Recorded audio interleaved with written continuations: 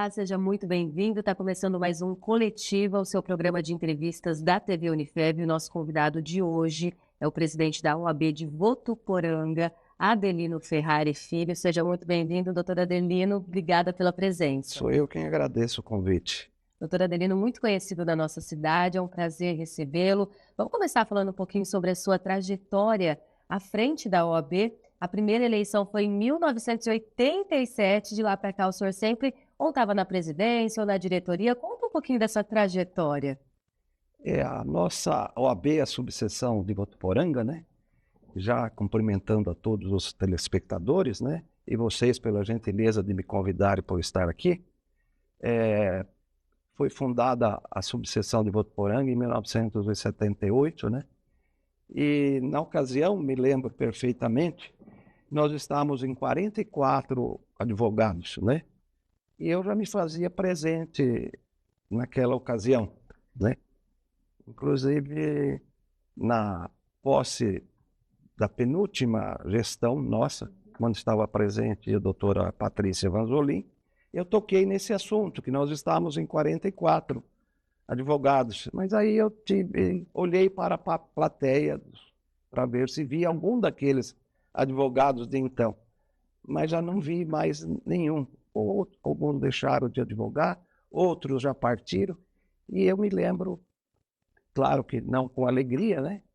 Que daqueles 44 só restava eu ali no salão nobre do auditório da Ordem dos Advogados.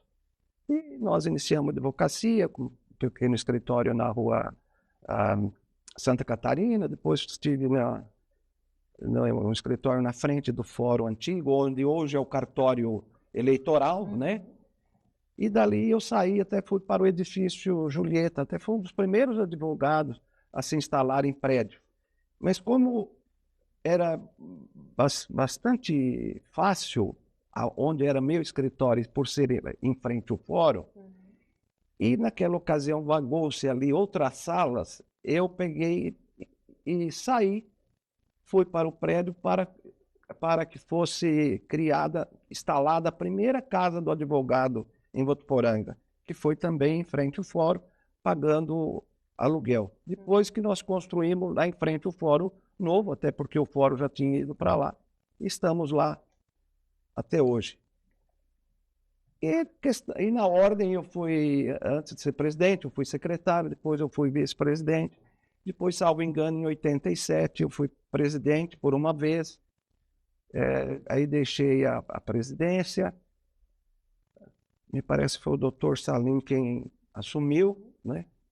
Posteriormente eu retornei, e inclusive naquela época eram só 2 anos a presidência da ordem, né?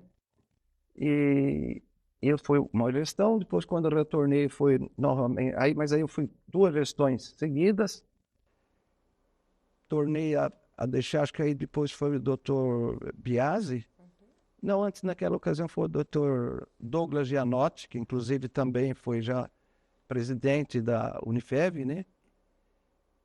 E depois, de 2000 a 2003, eu fui conselheiro estadual da Ordem, né? Fiquei no Conselho da Seccional de São Paulo. E aí, posteriormente, depois eu fui de 2000 a 2012, voltei a ser presidente e depois assumiu o doutor Biasi, né? Que, nosso amigo, nosso companheiro, que depois também foi provedor da Santa Casa de Misericórdia aqui de Votuporanga. Depois voltei em 2016. E de 2016 estou presidente até agora, né? Já queria sair, com certeza estamos aí até dia 31 de dezembro de 27, mas com a vontade certa e sadia, com muita vontade mesmo, de deixar a presidência, não porque ela não seja gratificante. Eu tenho um orgulho, uma satisfação muito grande de presidir a subseção de Votuporanga, porque os advogados daqui, além de serem bastante competentes, estudiosos, dão poucos problemas para a ordem. Então, eu toco a ordem de uma forma muito tranquila, em especial, se me permite abrir também aqui um parênteses para fazer um agradecimento aos demais advogados que compõem a minha diretoria, né? Meu vice-presidente, o doutor Bruno Dumbra, nossa secretária, a doutora Miriane de Moraes, nosso secretário adjunto, o doutor Josué, e a nossa querida doutora Elaine Akita, a nossa tesoureira. E eu digo isso com muita alegria e muita satisfação, que o que tem permitido com que eu até tenha permanecido mais tempo na ordem é pelo trabalho desses companheiros, me fazem, me ajudam, tornam então a administração da ordem muito fácil. Então é por isso que eu consigo estar lá até agora. Senão, se eu fosse tocar sozinho, seria praticamente impossível. Hoje nós somos em 1.104 advogados, né? Com um detalhe, 550 advogados do sexo masculino e 554 advogadas. Então, as advogadas aqui na nossa subseção hoje já são a maioria. E assim, essa é a minha trajetória, procurando sempre, o meu lema não é me servir do cargo, mas sim servir o cargo. E então, tenho feito não tudo aquilo que eu tenho vontade de fazer, porque as dificuldades são muito grandes, a forma administrativa geral da ordem é um tanto complicada, por incrível que pareça, ela é concentradora, então as subseções dependem da seccional de São Paulo, inclusive até por coisas mínimas. Com o tempo sempre vai melhorando, mas ainda não tem toda aquela, não tem uma liberdade total, inclusive a anuidade que paga vai direto para a seccional, e aí vão se repassando numerário para que a subseção vá tocando no seu dia a dia. Então, não é fácil administrar a ordem, em especial nessa parte financeira. Então, a gente não consegue fazer tudo aquilo que quer, a gente faz aquilo que é possível, né? Então, é mais ou menos, basicamente, aí é isso aí que nós estamos aí na ordem, mas não deixo de repetir, com muita alegria e satisfação. Senhor Adelino, e no decorrer dos anos, quais foram as maiores mudanças sentidas pela categoria no exercício da profissão, né, durante todos esses anos? Evidentemente que na profissão de advogado, a mudança que ela é sistemática e o advogado tem que estar acompanhando são as alterações da legislação. Isso é uma coisa óbvia, é uma coisa inegável, né? Porque o direito é uma constância.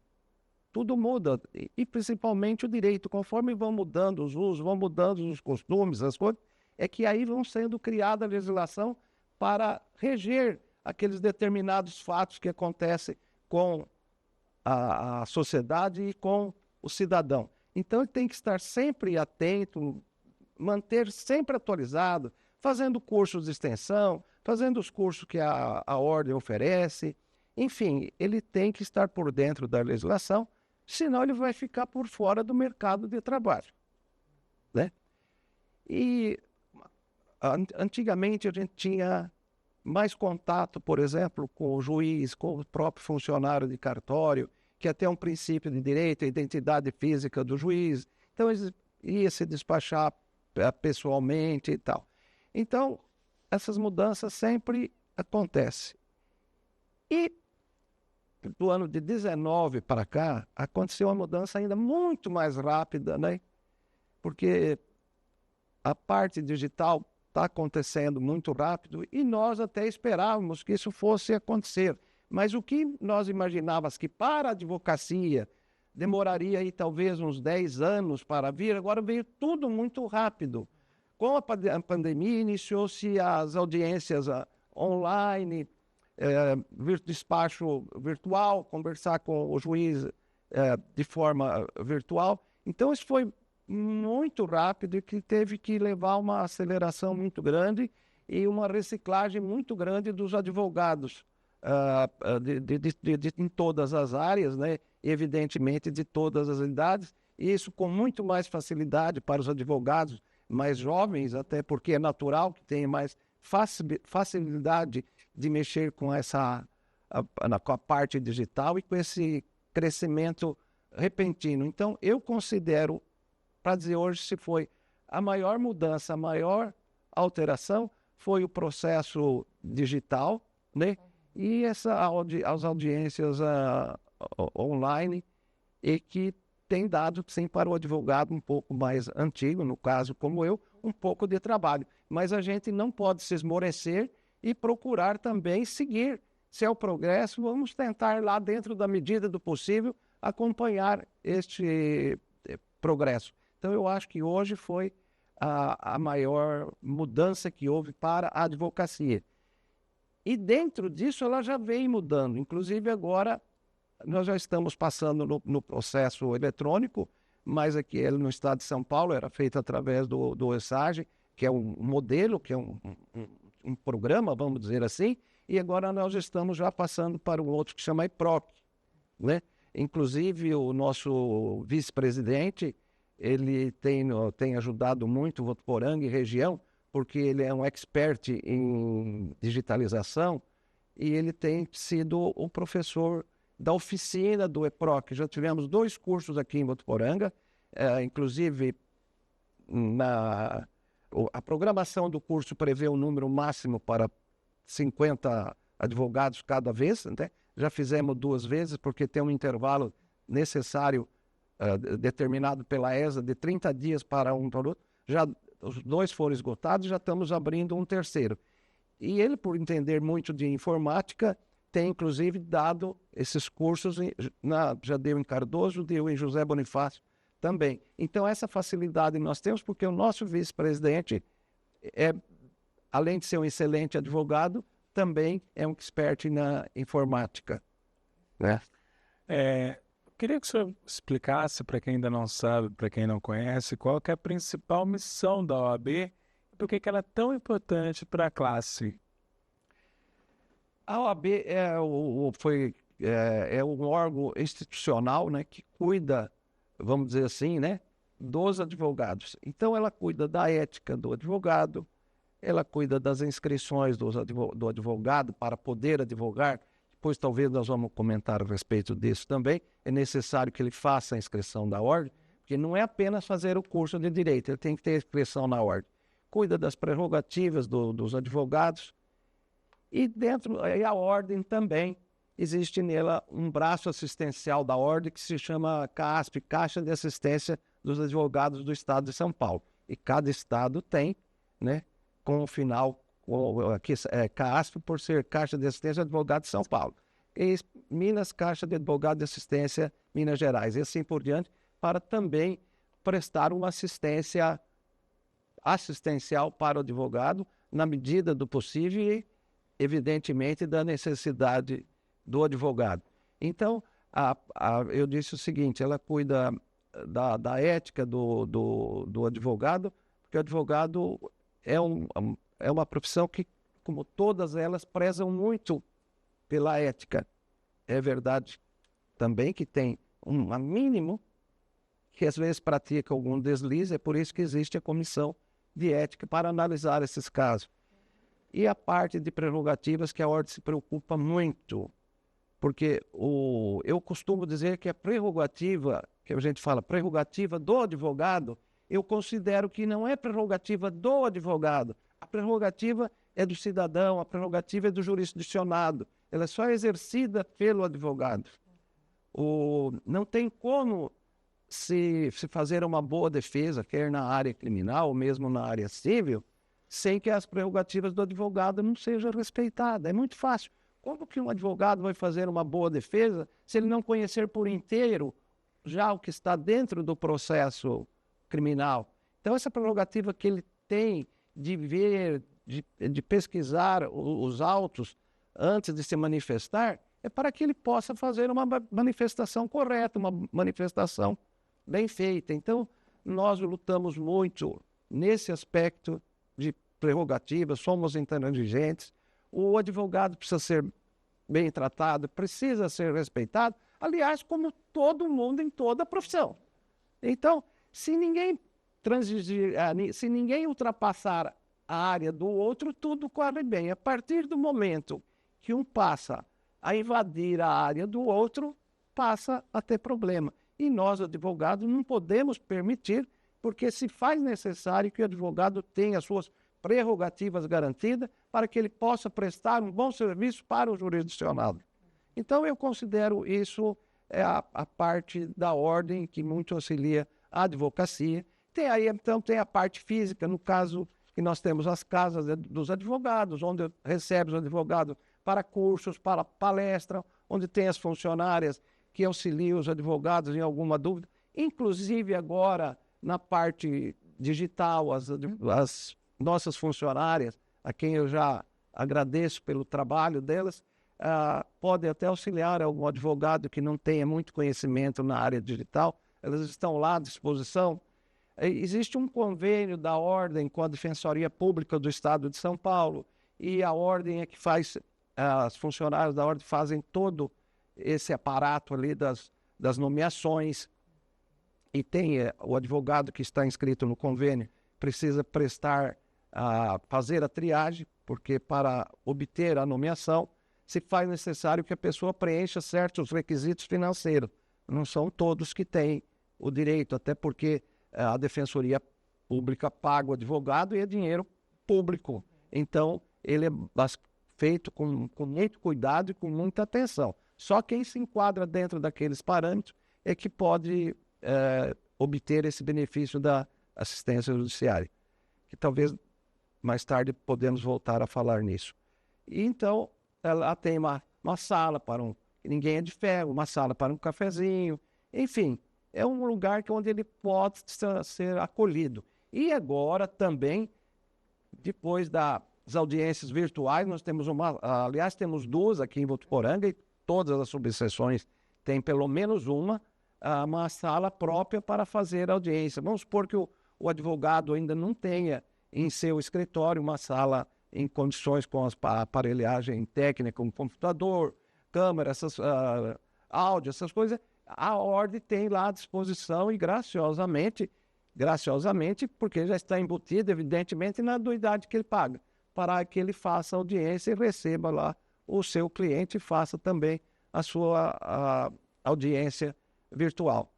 Temos aqui em Votuporanga o estacionamento para os advogados. Aliás, deve ser a única subseção no estado de São Paulo que tem estacionamento coberto, calçado, e o portão do estacionamento da subseção de Votuporanga é em frente ao portão do fórum. Então, ele é muito estratégico. Eu acho que é a única subseção, então, que tem estacionamento próprio, calçado e coberto, e em frente ao fórum, da maneira qual ele está a sua localização física.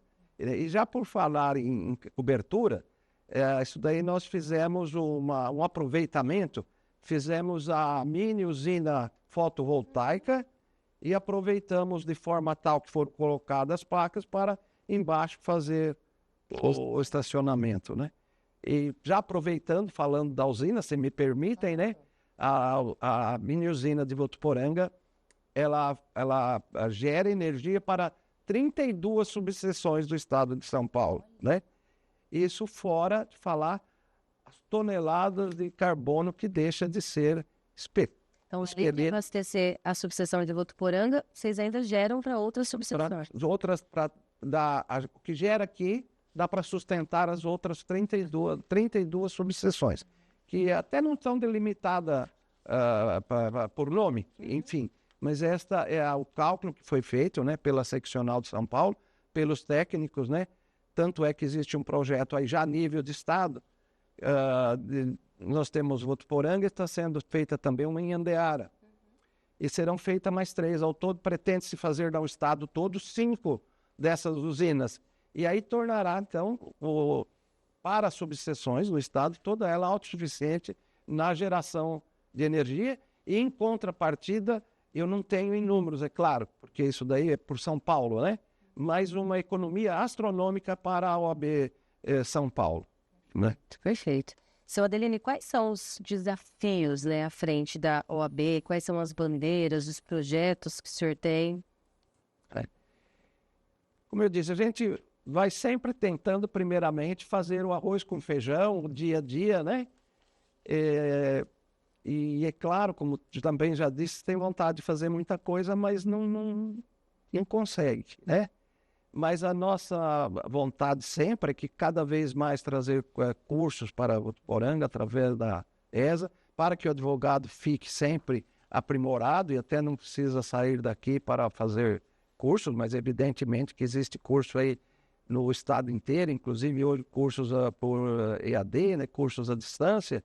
Então, a nossa vontade é essa, e criar sempre na ordem um ambiente agradável, um ambiente de amizade entre todos os advogados, porque a advocacia, de modo geral, na sua grande parte, é sempre de embate em defesa do cliente. Um está de um lado, o outro está do outro. Mas isso não quer dizer que os advogados precisam ou necessitam ser inimigos entre si.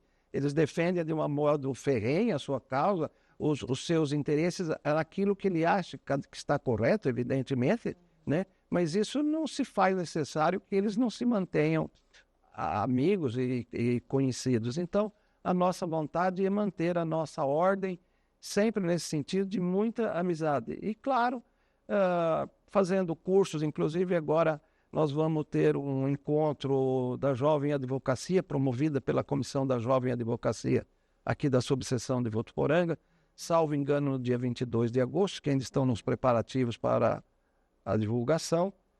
E, desta forma, a parte física da subseção de Votuporanga, ela até que é razoável, mas nós estamos planejando para esta gestão, porque já faz muito tempo que foi construída a Casa do Advogado de Votuporanga. Inclusive, a nossa subseção ela tem uma peculiaridade com relação à nossa casa aqui do Advogado de Votuporanga, que o primeiro corpo da casa não foi construído com dinheiro da seccional, porque, de modo geral, as casas são construídas com verba vindo da seccional, e a nossa não, ela foi construída com cotização dos advogados de Votuporanga e também de vários empresários da cidade de Votuporanga. Então, o primeiro corpo da Casa do Advogado, eu digo assim, o primeiro corpo, porque depois elas sofreram várias ampliações, né? Então, é uma história muito bonita para Votuporanga, né? E foram adquiridos vários terrenos ali. Então, hoje nós temos uma área de 2.240 metros quadrados de área, e de área coberta, e nós devemos já ter quase 1.000, mas ela ainda comporta ampliações, precisa de ampliações, e hoje ela está necessitando realmente de uma reforma, e nós já estamos cuidando disso.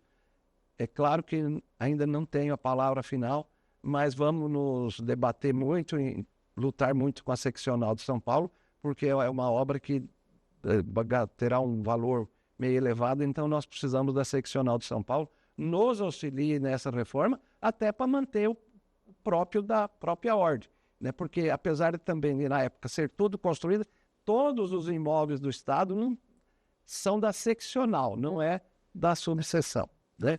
E para encerrar esse assunto, queremos muito que o advogado de Votuporanga está sempre se reciclando para estar sempre à frente.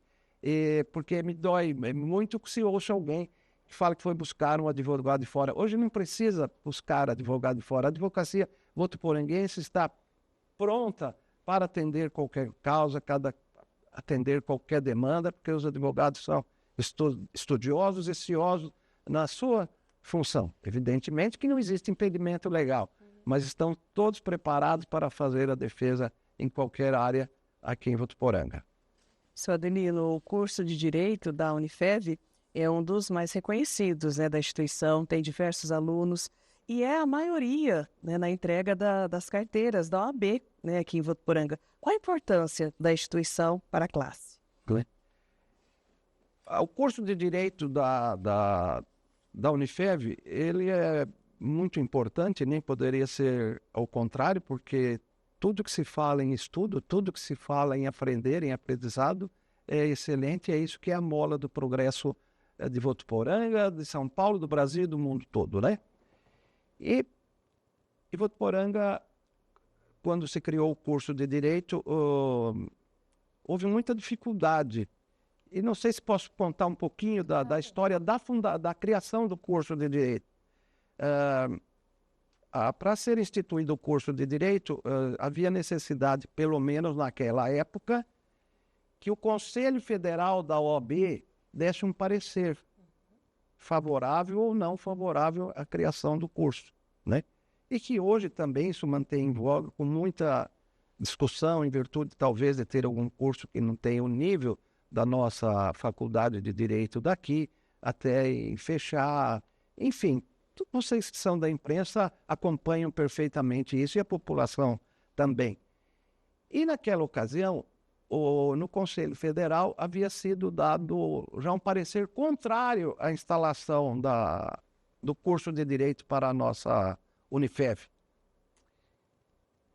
E era presidente do Conselho Federal, o doutor José Roberto Batóquio, e que eu já era muito conhecido quando ele também presidiu a seccional de São Paulo. E nós mantínhamos e mantemos, graças a Deus, uma amizade até hoje muito próxima. E então, eu marquei uma audiência em São Paulo, no escritório dele, na Avenida Paulista, e fomos para lá. Foi eu, o senhor Dalvo Guedes, ex-prefeito da cidade, já falecido, o doutor Marcelo Casseb e o nosso querido presidente da Unifev, o doutor Celso Penha Vasconcelos, né? E marcamos uma audiência com ele. E ele nos recebeu prontamente. Ele já conhecia Votuporanga, porque ele tinha estado aqui. E falei, doutor, a Votuporanga continua aquele progresso vertiginoso, que o senhor já conhece e tal. E, enfim, convencemos ele, e ele ligou imediatamente para Brasília e pediu para que retornasse o processo do parecer da criação do curso de Direito aqui, que ele mesmo iria fazer a defesa do curso. E assim foi feito, retornou, obtivemos o parecer aí favorável do Conselho Federal, e aí passou a terminar o trâmite dentro do Ministério da Educação e Cultura. E vindo daí, inclusive naquela época, existia algum advogado preocupado, falava, mas aí vai ter muito advogado, não deveria a ordem até trabalhar. Pelo contrário, existe um ditado, é claro, que hoje deve estar em desuso, né? Mas diz que quanto mais machado, mais lenha, né? Hoje está ao contrário, hoje esse ditado tem que parar nesse sentido. E eu digo assim, quanto mais advogado tem mais serviço, mais oportunidade para a população. E é claro, aquele que estudar mais, aquele que se dedicar mais, ele vai sobressair sobre os outros, né? E o sol nasceu para todos. Então não seria a criação do curso de Direito, até porque se não fosse criado aqui, seria criado em outra cidade próxima, como tantos outros foram criados, né? Então eu considero que ele foi de muita importância para a cidade de Votuporanga, para o estudo, para a educação em geral de toda a região. E ele foi feito e permanece até hoje com muito cuidado, com excelentes professores, excelentes alunos, até tem professores que já foram egressos da própria Faculdade de Direito. E todas as entregas de carteira, como você disse, a grande maioria tem algumas vezes até que chega a gabaritar, são todos de Votuporanga. Isso para nós é uma alegria muito grande, porque são jovens que nós vimos às vezes nascer e crescer aqui, e não só jovens. Tem bastante alunos e formandos de meia idade que deixam a sua profissão e vão fazer direito e vêm advogar, e com sucesso na advocacia. Então eu considero que o curso é muito bom, é uma alegria muito grande, e isso ajudou toda a advocacia e a população, porque os filhos que vão fazer direito aqui não precisam sair da cidade, estão aí com os pais, então é muito melhor. E a Faculdade de Direito de Votuporanga, em todos os seus cursos, está de parabéns, porque leva o assunto muito a sério. Passar na OAB é um grande desafio para muitos desses alunos que vão para os cursos e tudo mais. O senhor, com toda a experiência do senhor, que conselho que o senhor poderia dar para essa turma, né, que ainda vai passar na OAB? A verdade é uma só.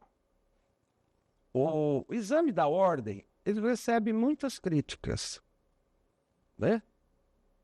Mas eu sou defensor árduo do exame da ordem, e tem outras profissões já que pensam instituir, tal qual o exame de ordem, para as suas profissões após o término da faculdade. Então, é difícil passar? Vamos dizer, porém não é impossível, tanto é a quantidade de aprovação que tem. O que eu digo para quem está no curso de Direito? Desde o início, ele deve fazer o curso bem feito, para que ele não sofra muita dificuldade lá na frente. Então, eu considero que ele faça o curso bem feito, estude sempre, até porque Direito e ser advogado não é só fazer a faculdade. Ser advogado é um estudante a vida toda, como já disse do início, porque a legislação muda e muda sempre. Às vezes para melhor e às vezes até para pior, mas que muda, muda. Então, voltando no assunto do exame da ordem, se ele fizer durante o período dele da faculdade bem feita, estudando sempre, ele não vai encontrar dificuldade para fazer o exame da ordem. E uma outra coisa, deixar de ser ansioso. A gente vê muita prova na ordem que a pessoa acaba reprovando por ansiedade só de imaginar que vai fazer o exame da ordem.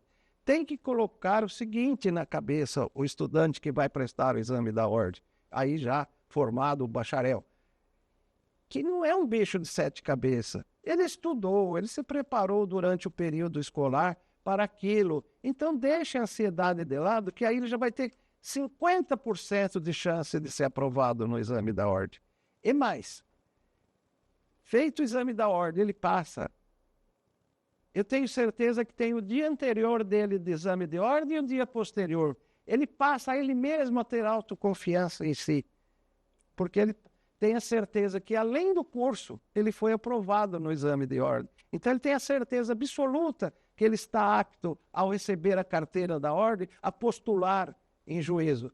Se não fosse esse exame de ordem, tenho certeza que ele sairia de lá inseguro. Então, isso é bom para a própria formação do advogado. É claro, na minha modesta concepção. Adeline, aqui na Unifev nós temos um núcleo de práticas jurídicas, né, o espaço de aprendizagem voltado para os alunos do curso de Direito. Na sua visão, qual a importância desse tipo de projeto para esse futuro profissional? Não, esse projeto é de bastante valia, porque enquanto ele já está fazendo o curso de Direito, que é a teoria, ele já está se exercitando na prática. Então, isso é muito importante, porque ele tem a oportunidade de conviver no núcleo jurídico com casos concretos. E só assim ele pode entender o mecanismo de trazer a teoria para o exercício realmente na prática. Porque o advogado não adianta ele conhecer só a teoria, ele precisa saber a prática do dia a dia do judiciário, as práticas dos procedimentos processuais, porque não é que é assim extremamente diferente, mas ele precisa ter contato, e inclusive para ter um amadurecimento próprio. Então ele ouve falar da audiência, mas ele nunca participou de uma audiência, ele não vivenciou a audiência. Então ele se sente inseguro. E nesse núcleo ele tem essa oportunidade onde ele vai adquirindo a experiência da prática, juntando-se com a teoria e perdendo aquele cisma que é um bicho de 7 cabeças. Na realidade, ele está sendo preparado para o exercício da advocacia fora da faculdade, depois que ele sai do portão da faculdade para a vida real da advocacia no dia a dia. Isso também aplica-se também para os estagiários, né, para os estágios que são feitos no Ministério Público, Procuradoria, Delegacia de Polícia. Essa possibilidade de vivenciar antes da prática forma um profissional também no futuro bem mais preparado. Perfeitamente. Da mesma forma que o núcleo jurídico dá essa formação, quem tem a oportunidade, porque não são todos que têm, mas eu digo quem tem a oportunidade deve abraçar com as 2 mãos, a fazer um estágio junto a uma procuradoria, junto ao Ministério Público, junto ao escritório da advocacia, vai dar para ele essa vivência do dia a dia. Inclusive, ele passa a ter o contato direto com o cidadão, direto com o jurisdicionado, direto com o constituinte. Ele passa a conversar e passa a viver o problema, porque ele sabe, a teoria sabe como resolver. E a partir do momento que ele tem esse contato com um problema que o cidadão tem, ele vai se exercitar mentalmente como ele deve fazer para ajudar aquele cidadão a sair daquela situação que ele foi colocado. Que nesse aspecto não faz muita parte da sua pergunta, mas eu vou dizer que no Brasil, nós temos o costume o advogado ele é só procurado depois que o problema acontece, É verdade. do caso acontecido. Então, nós somos procurados para resolver o problema. Enquanto melhor seria se nós tivéssemos uma política, vamos dizer assim, um costume preventivo, para fazer advocacia preventiva, porque é muito melhor. Vamos dar um exemplo prático. Você fazer um contrato bem feito, com assistência de um advogado, onde ele não vai te gerar problema, e se gerar algum problema com muito mais facilidade de ser resolvido, do que você resolver o problema depois. Às vezes ele tinha toda a razão e ele mesmo cometeu uma falha que é quase irreversível. Então fica muito difícil para o advogado voltar. Então nós precisamos criar uma nova política, uma nova mentalidade para que o cidadão, para que o jurisdicionado passe a fazer uma advocacia preventiva.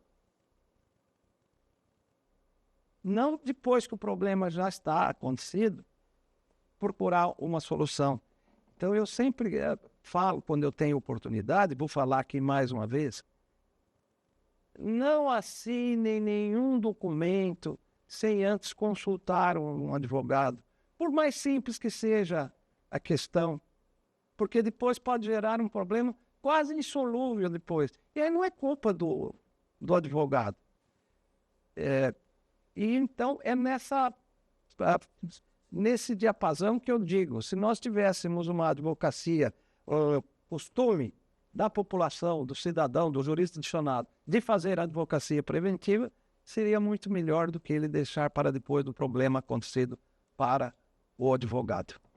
Doutora Adelino, falando em prevenção, vamos aproveitar a oportunidade para falar sobre golpes, orientação para a comunidade como um todo. A gente vê que os golpistas vão cada dia inventando novas estratégias. Usa a tecnologia, usa o WhatsApp, usa o computador e agora tem um golpe novo aí que inclusive a OAB alerta, né, para isso, que é o falso advogado. Que golpe é esse? Como se prevenir? Infelizmente, chegamos a esse ponto, né?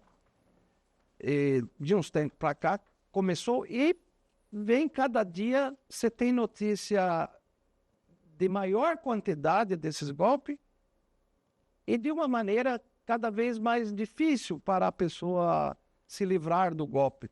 Mas com pequenos cuidados dá para fazer isso. Inclusive nós já colocamos na cidade outdoor, colocamos no jornal, mandamos nos meios de comunicação da ordem, nos e-mails, nos grupos de WhatsApp, para que seja divulgado, para que as pessoas não caiam nesse golpe do falso advogado.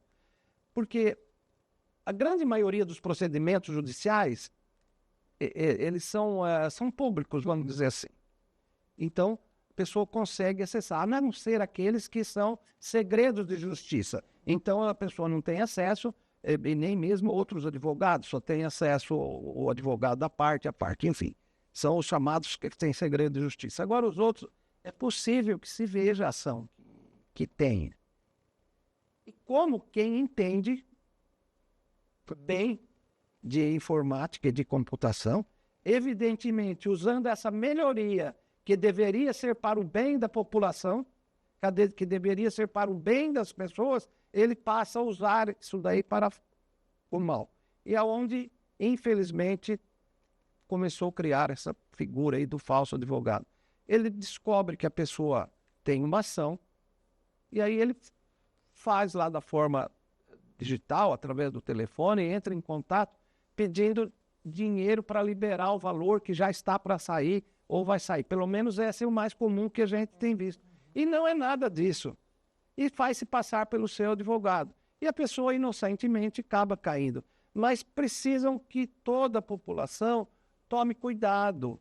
Se você receber um telefonema, ou um recado, ou um áudio neste sentido, procure realmente se saiu do seu escritório do advogado. Eu até indico que o melhor de tudo não é nem retornar por telefone, é marcar ir pessoalmente no escritório do seu advogado, perguntar, está acontecendo isso? Me ligaram, tal, é verdade? Não ficar enviando dinheiro de forma nenhuma, de maneira nenhuma. Se for possível, pode fazer um BO, tudo, pode comunicar a ordem, nós não temos nada prático e elementos de imediatamente fazer. Mas, enfim, nós estamos compilando as coisas, até porque é um fato novo, né? Mas a solicitação que eu falo é para que as pessoas realmente fiquem atentas. Então, porque acaba perdendo R$1.000, R$2.000, R$5.000, e o advogado não tem nada a ver com isso. A advocacia não tem nada a ver com isso. Aliás, de modo geral, quem faz isso, ele não é nem advogado. Ele é uma pessoa que é expert, primeiramente, em aplicar golpe, né? E desta forma aí, digital. Então, eu alerto, em nome da advocacia votuporanguense, para que retorne ao seu escritório de advogado, mesmo que tenha até a foto dele no telefone. Às vezes eles usam o WhatsApp com a foto. Usa o WhatsApp com a foto, liga, tenta conhecer a voz. E outra coisa, não mande dinheiro, fale assim, tá bom, eu vou aí te levar, se for o caso, né? Ele fala, pode, ele vai lá, ele vai ver que não tem nada disso, que não é, porque essa forma de enviar dinheiro hoje tornou-se muito prático, é muito fácil, realmente é facilitador, porém, é o lado contrário, vem isso daí. Porque da onde ele está, ele pode estar no trabalho, pode estar até viajando, então ele tem condições de enviar. E claro que aquele que não é de caráter perfeito, né, para não usar outro nome, né, se utiliza disso e se aproveita do cidadão que está menos avisado. Mas fica aqui uma alerta, não caiam no golpe do falso advogado. Fale com ele pessoalmente após qualquer ligação nesse sentido ou desconfiança. Porque se foi ele que ligou, chegar lá, você me ligou? Foi, perfeitamente. Não existe nada de mal. Você me ligou? Não, não fui eu. Então não é um tempinho a mais que você vai perder de procurar pessoalmente o seu advogado. E com certeza nenhum advogado vai ficar chateado ou achar ruim de você ir lá procurar em virtude de ter recebido esse telefonema de alguma pessoa que não tem o caráter perfeito. Sr. Adelino, falando um pouquinho agora sobre o mercado de trabalho. Quais as áreas do direito hoje o senhor avalia que estão em alta? Bom, para não me alongar muito, existe aí uma área de direito que está muito em alta, o direito previdenciário. Mas, como tudo, principalmente em direito, é mutável, nós temos hoje uma área para ser muito explorada, direito ambiental. Nós temos o próprio direito digital para ser explorado. Tem a legislação de proteção de dados, direito tributário, que o cidadão, não vou dizer de votuporano, o cidadão brasileiro não tem muito costume de brigar por direito tributário. Inclusive, ele paga tributos indevidos, paga tributos 2 vezes por duplicidade, bis in idem, por não fazer esse questionamento contra o Estado, porque achar é contra o Estado eu vou perder. Não, não é bem assim. Então, porque o judiciário tem uma outra visão. Então, é um ramo que eu considero, quem se especializar e fizer direito tributário, porque a gente falando, inclusive como eu estou falando aqui hoje, é que vai mudando a mentalidade das pessoas, vai mudando a mentalidade do empresário. Pagar, ele vai ter que pagar mesmo, vamos dizer assim, entre aspas. Então, vamos discutir. Mesmo que ele tenha o dinheiro, ele pode deixar o dinheiro, vamos dizer, aplicado, discuta-se. Lá no final, se tiver que pagar, mesmo está lá. Se pagou em duplicidade, pede a devolução, a repetição em débito, entendeu? Então, eu acho que tem ainda muitas áreas e, com certeza, abrirão-se novas frentes de trabalho para a advocacia em novos ramos. E claro que o criminal continua aí cada vez numa escala, infelizmente, sempre crescente. Direito de família, quanto mais casamento, mais separação, né? Então, continua aí muitas áreas que se permanecem intactas enquanto relação ao seu serviço, inclusive só prestando aqui uma informação, dentro do convênio da defensoria pública, a área mais procurada é a área que eu acabei de falar, que é a área de família, quer para separação, divórcio, guarda de filhos, alimentos, então é a área mais procurada, né? E, como eu disse, ficar atento aos novos nichos que vão surgindo. A pessoa precisa estar sempre, o colega sempre ligado, porque sempre surgem novos nichos na advocacia e precisa do advogado que se especializa e faça aquilo lá. Então, eu considero que ainda é uma profissão boa. Além de tudo, a liberdade que ele tem para trabalhar, a não ser a questão de horário, de audiência, isso e aquilo, ele tem uma liberdade muito grande. Já encaminhando para o final da nossa conversa, do nosso bate-papo, o senhor é muito respeitado aqui em Votuporanga, né? Sinônimo do direito aqui na cidade, e faz a gente sempre ficar no pensamento. O que Votuporanga significa para o senhor, né? O senhor acha que Votuporanga está no caminho certo, no desenvolvimento? Votuporanga significa, para mim, muito. Eu sou nascido em Taquaritinga, né? E mudei para cá dia 23 de abril de 1963. Nenhum de vocês era nascido, né? E me radiquei aqui com a minha família, meus pais vieram, terminaram por falecer, estão aí no nosso cemitério municipal, e eu aprendi a gostar de Votuporanga. Eu mudei para Votuporanga, só tinha 2 quarteirões de asfalto, que era chamado quando foi feito o sapato preto da cidade menina, né? Quando eu cheguei já estava nessa fase aí do sapato preto, que era bem no centro ali da Rua Amazonas, né? E mudei para Rua Pará, lá não tinha asfalto. Bom, não tinha asfalto, não tinha guia, não tinha sarjeta, o esgoto corria a céu aberto. E assim foi feito, e Votuporanga vem crescendo e de maneira bastante satisfatória. Eu considero que Votuporanga teve muita felicidade nos seus, vamos dizer assim, nos seus administradores, todos eles indistintamente de partido, foram muito ciosos com a coisa pública, sempre trataram muito bem. Isso é bom para a cidade, tanto é que nós não temos aqui no nosso histórico, nós não nos lembramos nunca de um problema de fraude, de problema com o município, de corrupção, isso, aquilo. E isso ajuda muito o município a crescer de uma forma ordenada, de uma forma ordeira, né? Nós temos um comércio brilhante, nós temos de tudo em Votuporanga, nós não precisamos sair daqui para comprar nada, só se quisermos, aqui tem de tudo, né? O Parque Industrial de Votuporanga é muito grande. Uma ocasião passou-se aqui, era muito conhecido pela indústria noveleira, indústria de móveis. Hoje, pelo que se nota, está muito diversificado.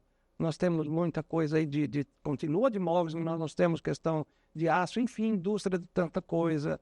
Comércio, já disse no comércio, mas hoje estamos recebendo aí supermercados aí já de atacarejo. Então, Votuporanga aí chegou nos seus 100 mil habitantes e está passando, e já podemos considerá-la uma cidade grande. E vejo que ela, dentro das possibilidades, o município tem utilizado o imposto que recebe de forma ordenada, tem feito aí o possível para que a cidade cresça de uma forma ordenada, levando as melhorias aí para os bairros. É claro que quanto a cidade mais cresce, ela vem com mais problemas, mais gente, mais problema, necessita mais isso, mais aí trânsito e assim por diante. Se faz necessário de maior melhoria em tudo. Mas eu acredito que Votuporanga esteve no rumo certo, sempre nas nossas orações, oramos para que os seus mandatários permaneçam e continuem assim, e para que toda a população de Votuporanga seja bastante feliz, né? Doutora Adelina, a gente está chegando então ao fim do programa e a gente deixa espaço aberto para suas considerações finais, já agradecendo a sua presença. Se quiser deixar um recado para o pessoal associado da OAB, para os estudantes, para a comunidade em geral, fique à vontade. Nós queremos aqui, primeiramente, voltando a agradecer o convite, né? E mais uma vez agradeço toda a minha diretoria da Ordem, que já foi declinada, agradeço a todas as colaboradoras da Ordem, e um agradecimento imenso a todos os advogados e a todas as advogadas de Votuporanga, que por muitos anos já me deram, estão me dando, continuando me dando o prazer e a satisfação de administrar esta respeitável, posso dizer, mas essa respeitável subseção. E ela só é respeitada em virtude do grau de conhecimento e de amor que os advogados têm pela profissão. Então, deixo aqui um abraço para todos os advogados e advogadas de Votuporanga e que permaneçam sempre, cada vez mais, se atualizando e prestando uma advocacia como vem prestando até hoje na nossa cidade, para engrandecimento da nossa subseção. Então, muito obrigado. Para toda a população de Votuporanga, desejo que Votuporanga sempre seja melhor.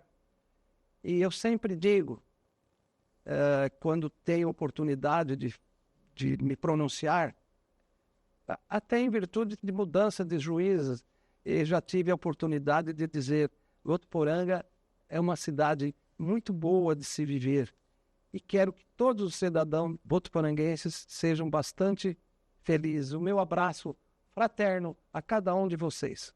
Muito obrigado.